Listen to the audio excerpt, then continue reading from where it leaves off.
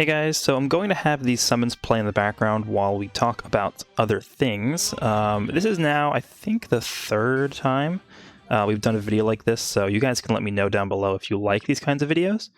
I generally do these because I actually don't like doing too many summon videos, since I very quickly run out of things to talk about. And I feel like these videos can sort of kill two birds with one stone. In combining a discussion video with something interesting going on in the background, just so you guys can look at something happening while we actually talk about this, instead of me just showing you like a blank screen or something like that. So, alright, so I want to talk about power creep in today's video. Now, this is a topic that has been pretty vigorously discussed throughout the course of the anniversary by many people, not just me. I talk about it on the podcast all the time. And now that the anniversary is completely over with, I think it's fine to revisit this topic now, now that we're starting to experience some of the units and banners that are releasing post-anniversary. We've had a couple. So what I want to do here is sort of go over the units that have released post-anniversary. There's only been two banners that I'm counting. I'm not going to count the Kaioken and Pikkon banner, since that was sort of built into the anniversary itself, as well as the Goku and Vegeta banner, the blue Goku and Vegeta banner. They were sort of also tied to the anniversary as well.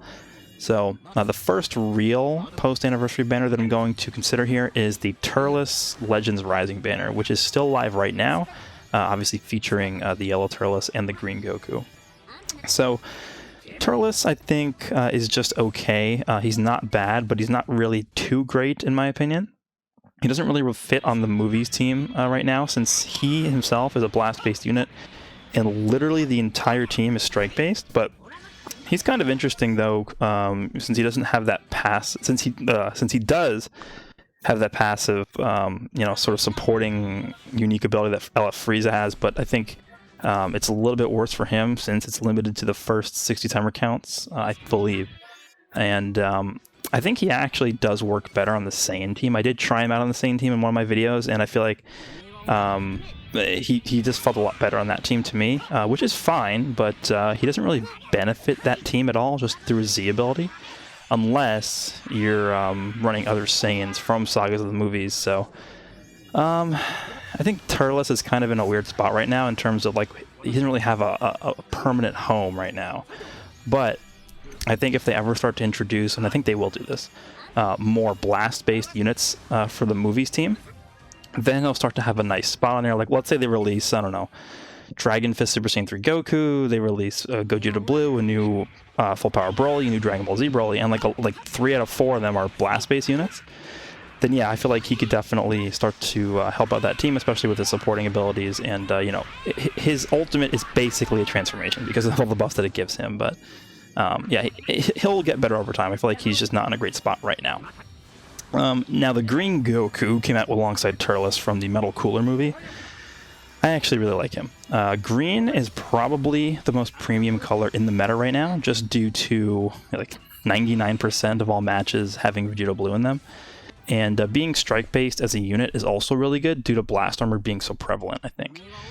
His Z ability is also really good as well, since you can run him really well on 3 different teams: movies, Sun Family, and Saiyans. And I guess you could also run him on green, green, yellow to an extent if you want to try that out. I'm not saying it's the best team ever, but it's still a runnable team. I find this Goku to be much more useful right now than Turles, and probably, I think he is probably the best new unit to be released since the end of the anniversary. We'll talk about the other two later in a second here, but I think just if you take a look at his kit and what he's able to do in terms of the meta too, like if you factor in like what the meta is, it's basically just all fusions featuring God Ki for most of the fights you encounter. I definitely think this Goku is the most well positioned to deal with those teams right now. Even though there are things like, Merge Zamasu's a big threat to him.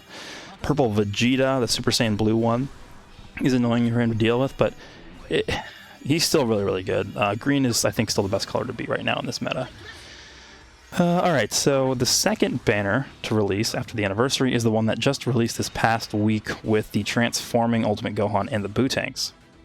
So, Gohan.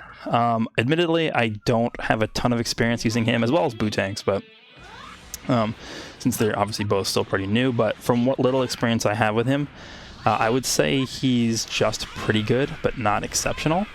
He feels pretty similar in power level to Yellow Turles, who we just talked about, and I definitely do think he fits on more teams than Turles does, and more comfortably as well. So for that reason, I do like him a bit better than Turles.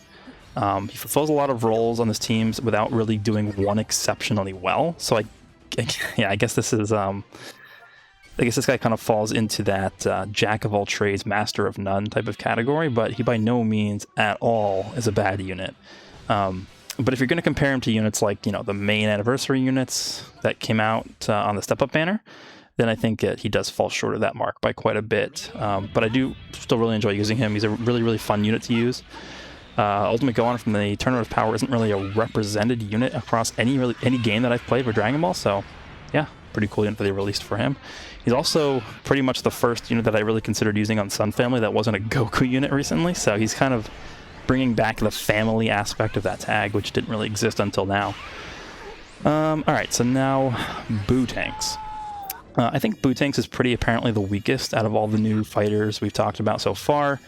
His damage can be pretty exceptional during the first portion of the battle, which honestly, in this meta is pretty significant, since now many matches don't last more than like 70 to 80 counts, in my experience. But he's just so fragile that if he gets caught in literally any combo, he's essentially just forced to switch out. I'm also not a huge fan of the condition that he has to not get hit in order to keep his 40% damage unique. I don't know, he's just super, super one-dimensional, and even within that one dimension, he doesn't like stand out more so than any other unit that also does a ton of damage. So it's kind of just my thoughts on Boo Tanks. Again, he's just one-dimensional, who doesn't really stand out in terms of his damage, even though that's like what he's made to do. You just tap him if he switches in, and he's pretty much just useless. I don't know. He's definitely not like horrible or anything like that, but I'm just not impressed at all. And then just some final thoughts on this. We can briefly talk about some of the new EXs that came out, like DABURA and the Armor Super Saiyan Goku. I think DABURA is actually quite good, with the only issue being that he has literally 0 tags, which admittedly is quite a big problem to have. But if you actually use him on like a red-red-green team, he can perform quite well.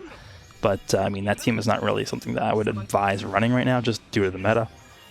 And the Armor Goku I actually really like a lot. I think he's quite easily better than Boo Tanks. His kit is multidimensional, and you can pretty much just slap him on any team that he fits on, as long as you have another purple or red unit that on there, because he does require another purple or red unit to activate his full uniques.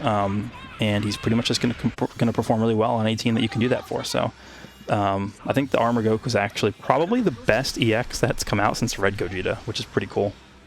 Alright, so now that we've outlined my thoughts on all the units that have come out post-anniversary, this sort of brings me to my point here in that none of these new units really contributed a whole lot to the actual power creep of the game. Since when you directly compare these guys to all of the anniversary step-up units, they're like on a completely different level from all of these units we just talked about. And this might be an unpopular opinion, but I think that's actually a good thing.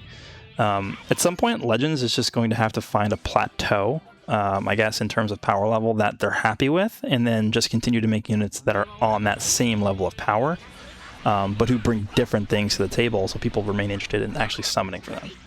Now, I'm not saying to just never make a unit who's ever better than the anniversary units again in terms of power level, but if you look back, like, we just saw such a massive increase in power creep from the second anniversary, since essentially all 5 step-up units that released were like so much better than anything we'd seen up until that point. And I think ultimately that played a major part in what contributed to many people feeling dissatisfied with the anniversary, since every damn team you see queuing up into PvP is just the same 3 teams every time.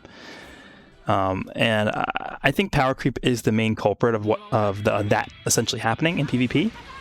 And I don't even blame the community for doing that, since they're playing PvP to win. Like, you're not going to be bringing a terrible team to lose. Like, you queue up to win. That's what you do. So, you know, people are just going to use the best units that they have available to them. And I just fully blame the developers. That's what I'm going to do. I fully blame the developers and their balanced team for this. They have to understand that if they continue down this path with power creep, the same way that they did during the second anniversary, the game, it's going to turn into just a giant mess, undoubtedly. like, they can release Gogeta Blue or whatever, but if he brings the same level of power creep to the game that Vegeta Blue did, then I think people are going to react more negatively than positively, even though he's probably the most anticipated character to have ever released, just because it artificially removes all the fun from playing PvP. Anyway, that's what I have to say about that. You guys can let me know down below what you think about it. Again, I don't mind at all that these units recently haven't been uber broken, since you can't just release broken unit after broken unit after broken unit, or else the game is just going to become unplayable.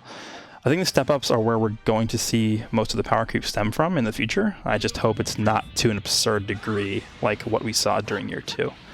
Oh yeah, and by the way, I expect to step up either this coming week or the week after, so just so you guys are aware. Anyway, hope you guys enjoyed, and we'll see you all in the next one.